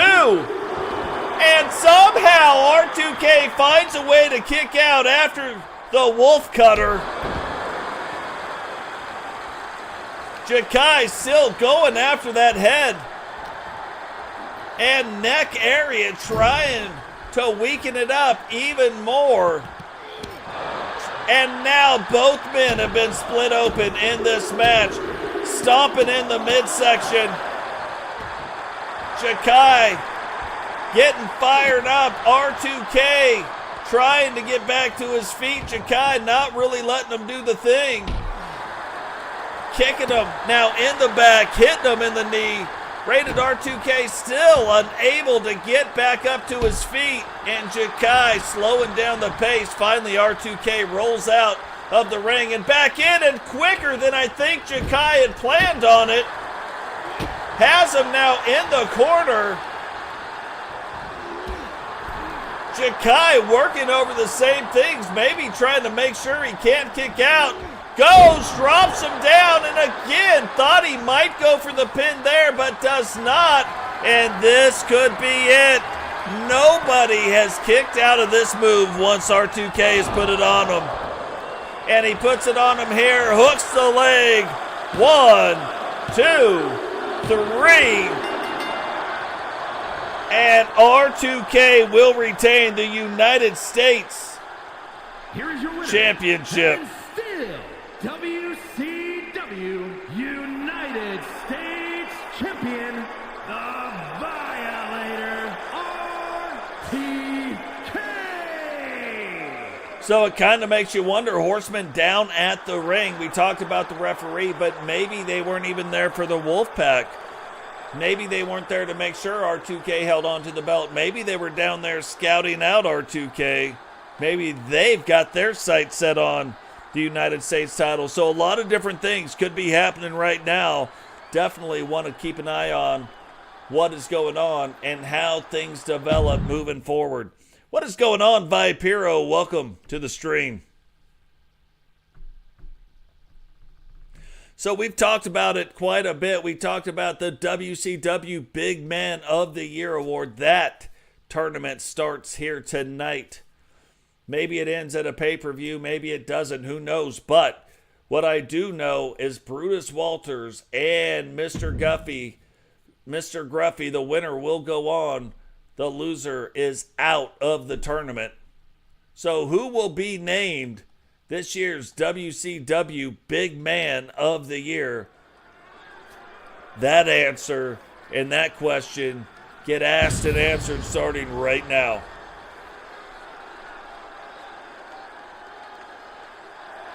The following contest is scheduled for one fall. Making his way to the ring, representing the Monster Eclipse, standing at 7 feet tall, weighing in at 379 pounds, Brutus Walters. And Brutus Walters has been on an absolute tear here in the WCW. Winning the hardcore title, winning multiple matches, kind of stepping out on his own a little bit away from Wade War Walters. Haven't seen a lot of Wade as of recently, but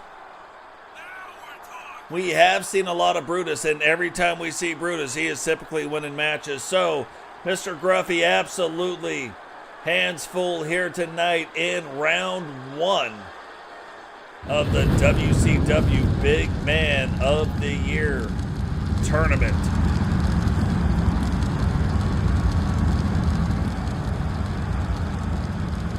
And Solo knows Walter. Wade War Walters and Brutus were my answer to that debacle.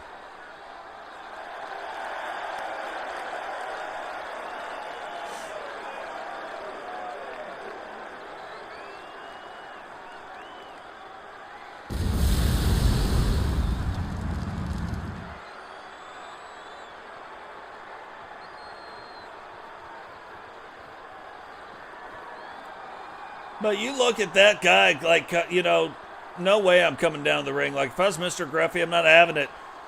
That dude is freaky. Not having it. Not coming down to the ring, big fella. And his opponent from Norwich, England, weighing in at 275 pounds, the Gangster. But Mr. Gruffy trying to treat Brutus maybe like he's a character in Walt Disney and tell him, come here, little fella. Making his way down to the ring. Whatever it takes, I guess, to get down and get into the ring with that guy. But it's not that Mr. Gruffy is smaller or bigger or anything. You just look at Brutus, and that is like the thing, the nightmare fuel that you need to stay awake here tonight. If you had to do a sleep study test, Brutus is the guy you would want to keep you awake.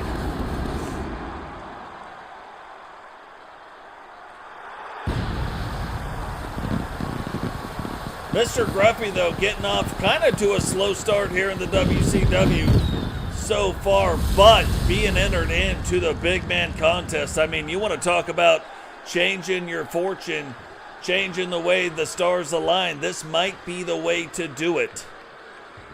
Go through, win this competition, be named the WCW Big Man of the Year. So, Mr. Gruffy obviously giving up the hype. Brutus going to try to take advantage of that. Welcome back, Temple. Trying to take advantage of that. However, like I said, Brutus has been on an absolute another level. One, and getting a one count. Like, it wouldn't have shocked me the way tonight is going had that been a pinfall right there.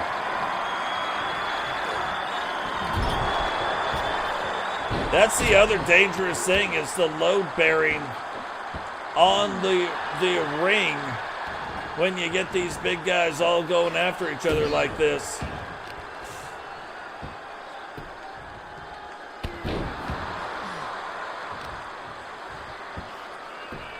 But Brutus not letting up. And you would assume that these matches would be some quick matches. You look at the power.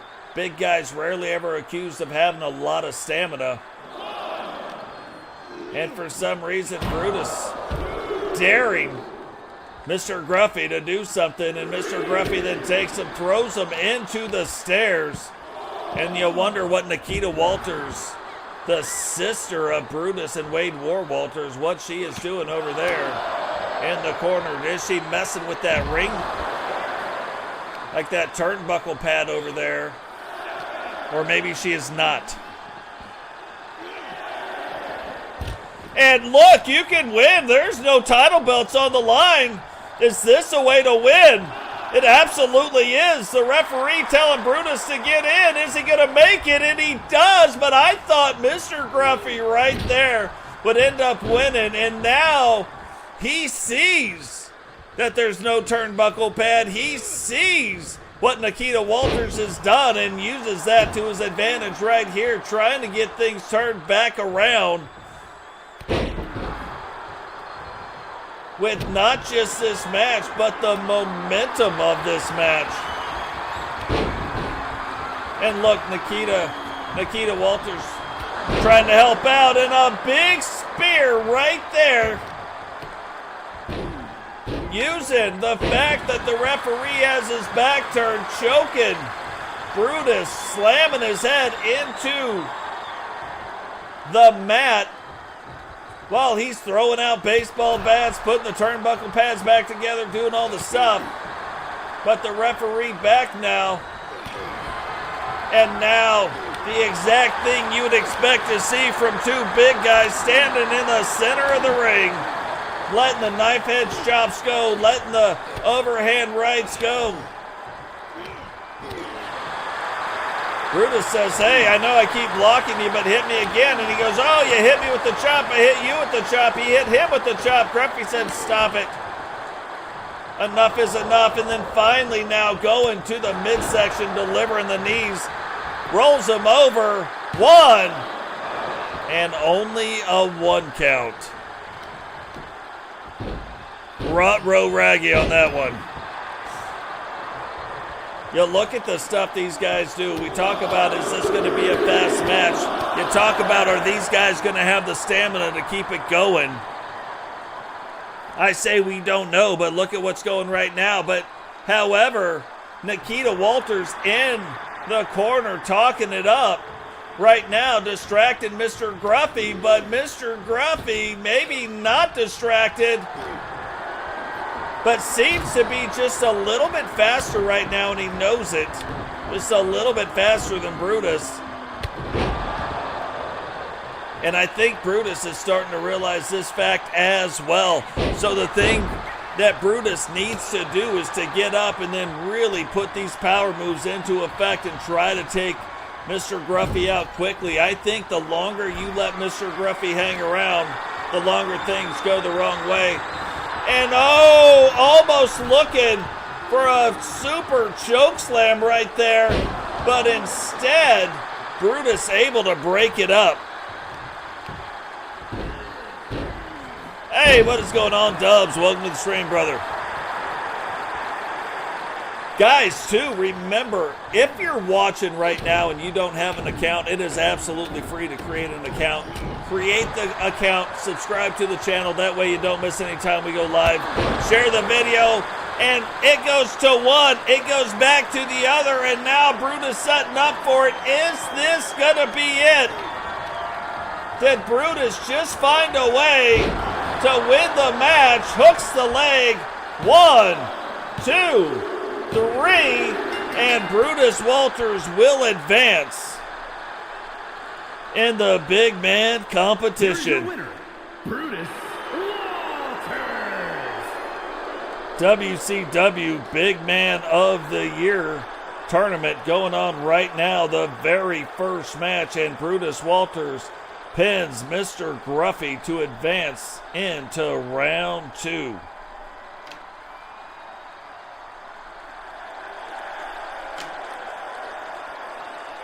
But again, like, you look at that guy and you look at what Mr. Gruffy does in that match, and he put himself in a position to where he could have won that match. So maybe Mr. Gruffy's starting to build a little momentum for himself as well. Now, you want to talk about a great match. Universal Divas Championship belt on the line in the main event here tonight. Crimson really starting to get on a roll, and that's got to be scary. Miss Nightmare on a roll, and these two women right now, one of their rolls has got to end. One of their rolls about to get buttered right now. The following contest is scheduled for one fall and is for the Universal Women's International Championship. But the Universal Divas title on the line right now. Making her way down the ring first is going to be Crimson. And this is another one. Like I said it about Brutus, I'll say it about Crimson. Crimson's even more freaky than Brutus is. She is absolutely freaky. Like, backstage, they even put the muzzle on her because they don't want her biting, you know what I mean? Eric Bischoff's like, look, if you're going to be back here talking to me, you got to put it on. Not having it. I haven't had my rabies shot, and I don't need to go get one. But Crimson, the largest WCW women's competitor,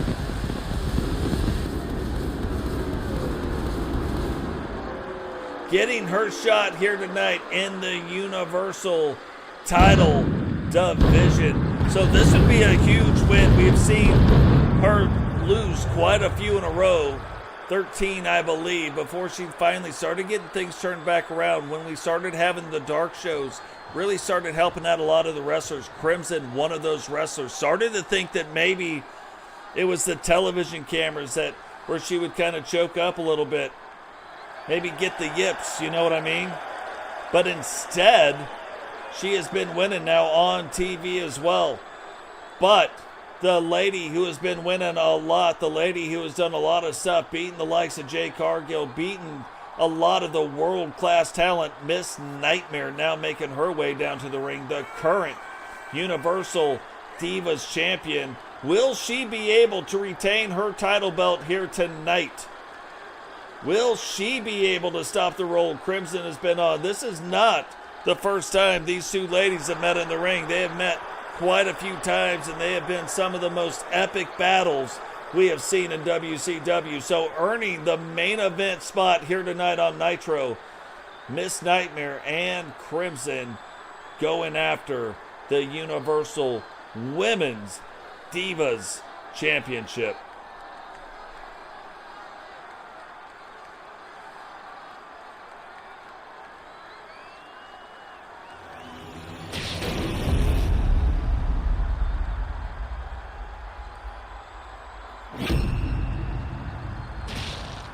Introducing the challenger from the pits of hell, the Destroyer, Crimson!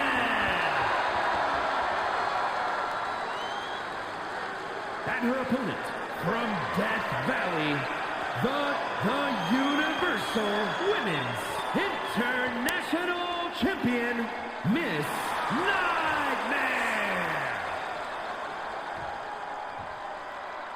So Miss Nightmare checking out that title belt. What is going on? Matt Storm, welcome to the stream, brother. Miss Nightmare checking out that championship, handing it over to Charles Robinson. Crimson checking it out, saying, yes, that is the Divas Championship. And now these two ladies fixing to get it on in the ring. Again, we have seen some of our main events not go as planned and go a lot faster than they were previously thought to have gone. Does that, though, change here tonight? Do these two ladies put on a show that lasts a minute, or are we going to get shocked? I'd be shocked if either one of these women pinned the other one in a quick manner. You know what I mean? Like if this was a 1, 2, 3, I would be absolutely mind blown. If it was reversed and it was done to Crimson, I absolutely couldn't believe it. So will that happen here tonight, or are these two going to be putting on the show we know they're going to put on? And look at that. We talk about how large Crimson is, but still uses that second rope, and you can see the bend in that rope, but uses that second rope to come off to get the height she needed to kick Miss Nightmare right in the head.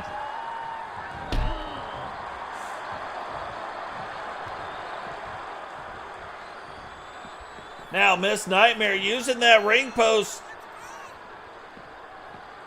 kind of as some camouflage right there, getting around, able to get in on Crimson. You can see the referee starting to count. So again, I gotta say it in any match that there could be a count out. The title belt will not change hands on the count out. Yeah, you can win the match, but the title belt won't change hands. So Miss Nightmare could lose on a count out. She'll still retain and be counted as defending that Divas title belt.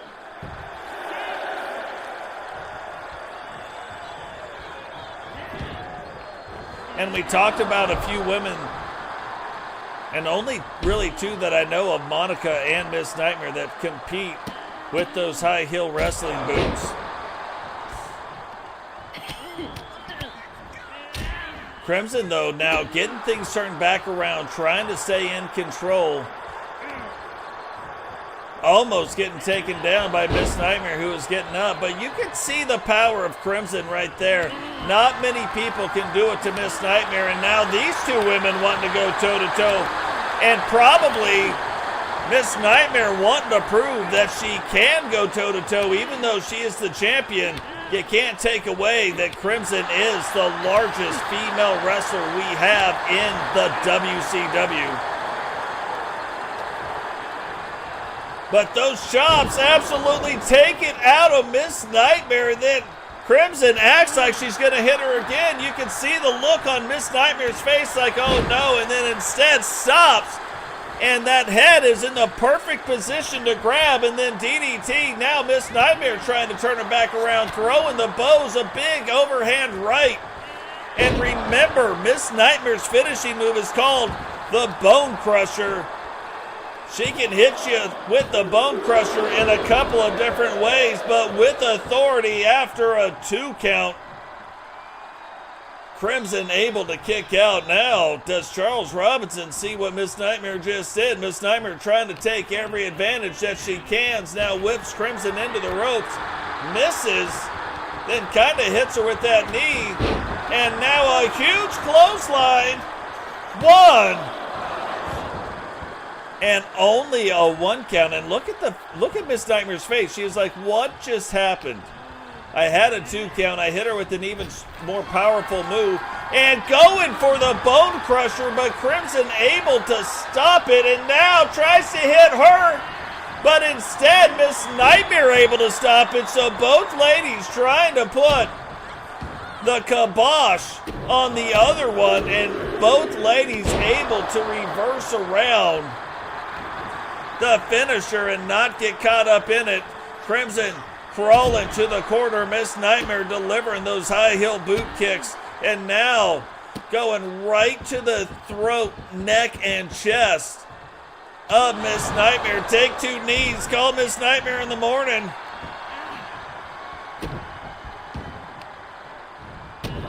And really now going after that midsection, going after the head. And this is typically the thing that she uses to set up the Bone Crusher. Will she do it? Will she get it in right here? Still going after that midsection, maybe believing it's not going to work. And it looked again, but look, another big clothesline, and now going up top, which is definitely something we don't typically see. And oh, wow, how do you get up from that? Both of the heels of the boot going right into the abdominal section of Crimson. And that looks like it might have taken the wind right out of her sails. Can she come back from it? Whips her into the ropes. Misses it again. And we have seen Crimson win on that move, even though it's not her finisher. And now Miss Crimson going, hey, let's do a little bit of dirty tactics ourselves. It's been used against me, but Charles Robinson immediately on it. Crimson sets it up, and Miss might have backfired on her, hits her with her finisher, hooks the leg. Charles Robinson not paying attention, but to the fault of Crimson, really. But it doesn't matter. We have a brand new Universal Women's Divas Champion. Here is your winner, and new, the Universal Women's International Champion, the Destroyer, Crimson. Crimson getting a little extracurricular after the match, but the referee able to slow it down, hands Crimson the title belt. And now going to try to get Miss Nightmare out of the ring. And then almost saying, okay, good girl, like patting her on the shoulder.